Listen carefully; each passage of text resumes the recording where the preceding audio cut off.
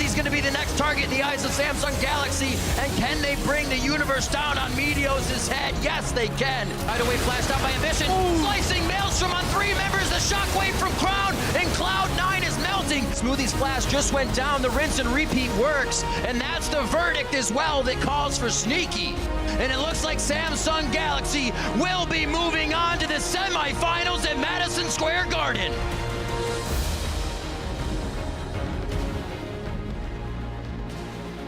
Good evening and welcome to Worlds Tonight. We're here from the Chicago Theater. My name's QuickShot and I am joined by Clement and Azael as we break down today's action and look a little bit forward. And Clement, Samsung Galaxy, they came out the gate swinging today. They looked amazing. We're looking at 3 teams in the Korean semifinals right now.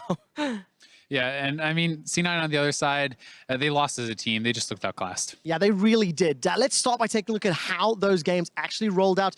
Starting with game 1 of the day, it was a 27-minute slugfest, but it was Cloud9 that were taking every single punch. Yeah, and C9, you know, they had an okay start, but it's this gank was not followed up on properly there by Smoothie, mistimed. Crown's able to turn around a 1v3 to get the first blood, a solo kill, and this was really kind of a sign of things to come. Jensen did have a little bit of a fight back here where he was able to get a solo kill of his own, but C9 was never able to capitalize on the fact that Crown was missing summoners. And you know, as it came later into the game, Samsung, as I said, they win as a team. These guys were so well coordinated. They worked very well together the entire game, and they're able to pick up an ace. They're able to take the Baron and close out this game pretty quickly. It just felt so desperate for Cloud9. Yeah. They end up losing, as you mentioned, 27 minutes on the clock.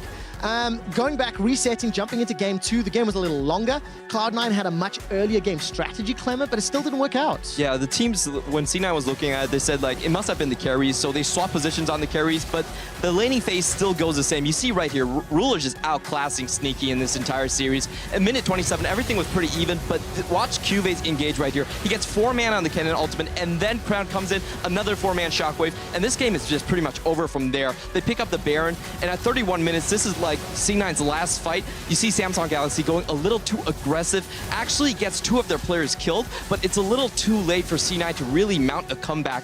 At minute 38 right here, you see Samsung going for the final push, and again, this is the Ruler show. He's sidestepping things, he's dodging skill shots, and he just finishes really surprisingly and super strong. And this is where the Cloud9 trap card was supposed to activate, meant to reverse sweep. It happens not this time, Azael. No, it really didn't, and a lot of North American fans are hoping for it, but I mean, Cloud9 showed some signs of life in this game. They were actually almost 2,000 gold ahead just from laning phase. They were doing very well, but then they got too overconfident. They gave up kills, and this is, you know, one of those times where Cuvée was able to stop Jace's TP. He's able to join in this fight later. They were able to get a lot of kind of return kills because C9 was going over aggressive, and while C9 did fight it out, you can see the scoreboard 14-5 at that point, and 31 minutes into the game. This is where it all kind of went tragic for C9. Samsung was able to chase them down and really clean that one up pretty quickly. Yeah, it seemed like a really one-sided affair here today. So the first of the Korean teams advances to the semifinals. They will be facing off against H2K versus Albus Nox Luna. That's going to be an interesting matchup on Sunday. I'm really looking forward to the support matchup. I think that's going to be the, like, realistically speaking, the closest matchup, and they're both Zyra players. Licrit versus Core JJ. For me, the big story is also in the bot lane, but it's about the AD carries. Forgiven has been having an amazing tournament. A Miracle has statistically been the worst AD carry in the entire tournament. I think this one is going to go for H2K. All right, so that will be taking place on Sunday. Tomorrow, however, we will see SK Telecom taking on Royal Never Give Up. Azael, what do you attribute that game to be decided? Who's going to win and what? It's as a team. I don't think it's about the solo lanes. I don't think it's about those individual advantages. SKT has shown they can play all kinds of different drafts, and they can show that they can play them so well. It's just hard to find a hole in their game right now.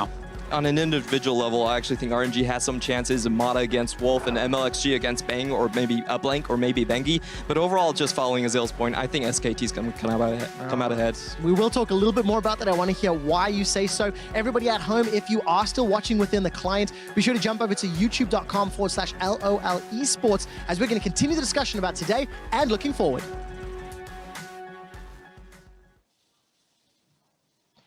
All right, and welcome back to Worlds Tonight from the Chicago Theater. Before we look forward, before we talk about some of the more exciting stuff, let's start with a sad note. Azael, Cloud9, they're out of the tournament.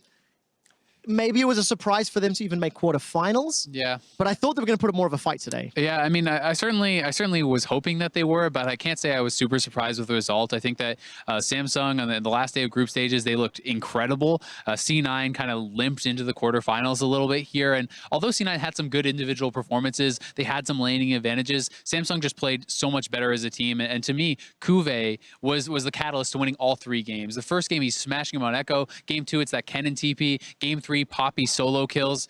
This guy was doing everything. I mean, but hang on now. Impact was meant to be the saving star here. So why did Kuve make Impact look so mediocre? I think like Impact played over-aggressive at times. Sometimes his bot lane was pushing in, they're taking tower, but then he's just trying to shove the wave in when he doesn't have mana and gets solo killed right here. Like, this is just a Kuve highlight right here. This is game 1. You see him on 3 different matchups, winning all 3 of them. Some of these shouldn't even be won. Like, Poppy should be down CS. He's actually getting a solo kill right there. And also the teleport play from Kuve was spot on.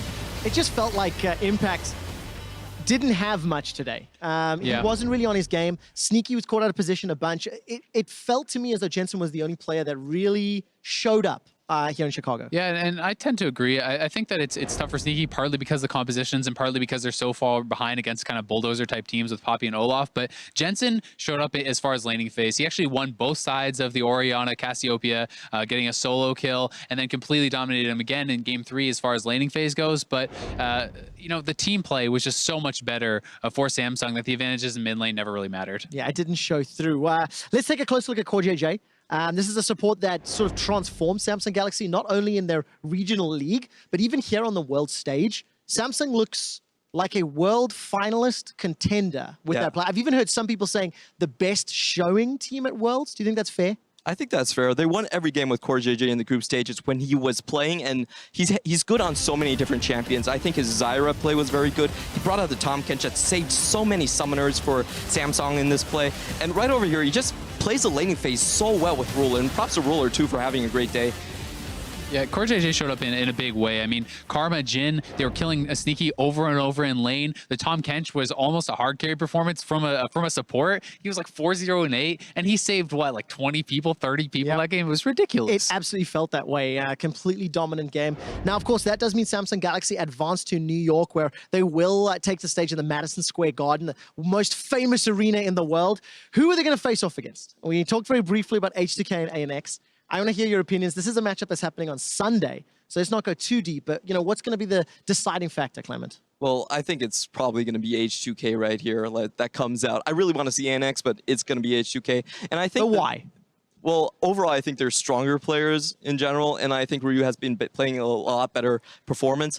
When you win all 3 lanes, like, ANX has to pull off some crazy stuff to get back into the game, and I don't think just on the individual laning phase they're going to get past H2K. H2K are not going to let them do that. One of the things that has made H2K look so successful is their ability to not only win lanes, but they're always pushing in all lanes. They have so much aggression, so much kind of map presence because of this, and it allows Forgiven to play so aggressive in bot lane. He's always shoving in his opponents. He's always up massively in CS, and this guy I just think severely outclasses a Miracle, and that's why I think it's gonna be a tough matchup for ANX. All right, so let's assume then H2K win. Let's assume they don't tilt, which is something they have done many times before, right? So everything goes to plan on Sunday. H2K taking on Samsung Galaxy in Madison Square Garden. Okay, I'm gonna give you a second. What do you think of that? Is that? I mean, how do you favor any team above Samsung that's coming from this side of the bracket right now after what they did to C9 tonight? I think it's really, really tough to say that H2K is a favorite against them. Do I think that H2K has the potential to put up a better fight and maybe make it a close series? Yeah, but I can't favor them over Samsung. What if H2K shows up from Sunday last week that went 4-0, that took down EDG twice, that had great lanes? Do you really think that that's that big of a difference? I actually think H2K is going to win. Like, when we look at this, Samsung has been ahead in all 3 games just from the laning phase. They don't look that good when they're coming from behind. We saw this in the Gauntlet as well against Africa. They didn't come behind, basically. They're not aggressive enough to make those moves. So I actually think H2K is going to ride the wave from the start and actually just finish the games. We rarely get split opinions on the analyst, so I'm not going to let you go further. I'm going to leave this as is, and we'll see how the results play out. I want to talk about tomorrow, though, because it is, of course, going to be an incredibly hype matchup. SK Telecom taking on Royal Never Give Up. SKT are the heavy favorites. You guys already mentioned that earlier in the show. So what does Royal have to do right tomorrow to win? To me, it's all about individual performances. Like you talked about, I think individually, RNG has some advantages and can have advantages. They can look for outplays. These are guys who are explosive players, who are very aggressive players. I mean, look no further than Uzi in some of his performances. Hard carry performance against TSM. Hard carry performance, probably the most dominant AD carry performance I've ever seen against Splice. This guy can get kills early, and he can take over a game single-handedly. So I think it's about individual performances for RNG. That has to be their way in. I really want to talk about the stylistic differences. Like, RNG is a team that's so focused on the bot lane, and on the flip side, SKT wants to play really defensive. So if RNG actually can get ahead and push that matchup in their favor, I think there might be a chance, not a huge one. And that said, it's going to be hard to do it. Bang almost never dies. This guy's so consistent, always has incredible KDA. So it's a big ask for Uzi to smash that lane, but if he could do it, who knows? I've heard a lot of people saying RNG are good enough to take a game of SKT. Let's assume the individual players show up. Let's assume they can smash the bottom lane. Is it enough to take SKT in a best of 5? No. I think it's always possible. I mean, we have seen SKT coming into Worlds didn't look as strong, you know, jungle issues and stuff. If RNG really does show up on all lanes, they're all firing they're playing at their top level. Yes, it's possible. I think it's always possible. But do I see it happening? No, I don't. Okay, that's what I was looking for. Let's get one final comment about the junglers, because I feel like Blank and Bengi have been quieter, let me say, than some of the other junglers at the tournament. And MLXG, I was expecting more from. So what do you think about the junglers and how they could interact in terms of the matchup? Well, I think a lot depends on which side the mid lane is pushing. MLXG has said this as well. Like, his performance is directly influenced by if Xiaohu is good on the day, and he's against Faker right now. So I think a lot of that is going to be mitigated. It's also tough because MLXG and Xiaohu both have not really been looking nearly as good as they did at MSI and stuff. If this was MSI, Xiaohu, and MLXG, and you have that same roster performing at that level, and then you add Uzi, then I actually agree with Mata's statement that they could maybe beat SKT. But this is not the same team we saw at MSI. They're not performing at the same level, and because of that, it's hard to see them winning. Zale, Mata said they can win. Uzi said he'll be surprised if they take a game. What is your prediction for tomorrow? And give me a score. I mean, I'm going with Uzi because that's the most recent prediction, right? Yep. Mata's was back in MSI when they were performing very differently. I agree with Uzi. I think they're going to get smashed 3-0.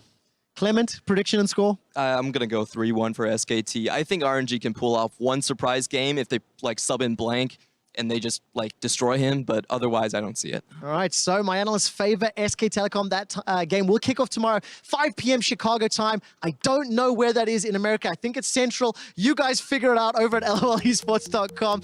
We will be back at 3 Pacific. We're going to kick off SK Telecom versus RNG.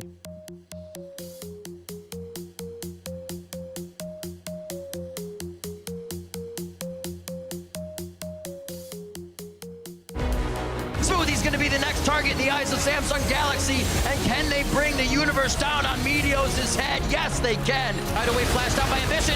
Slicing Maelstrom on 3 members. The shockwave from Cloud, and Cloud9 is melting. Smoothie's flash just went down. The rinse and repeat works. And that's the verdict as well that calls for Sneaky. And it looks like Samsung Galaxy will be moving on to the semifinals.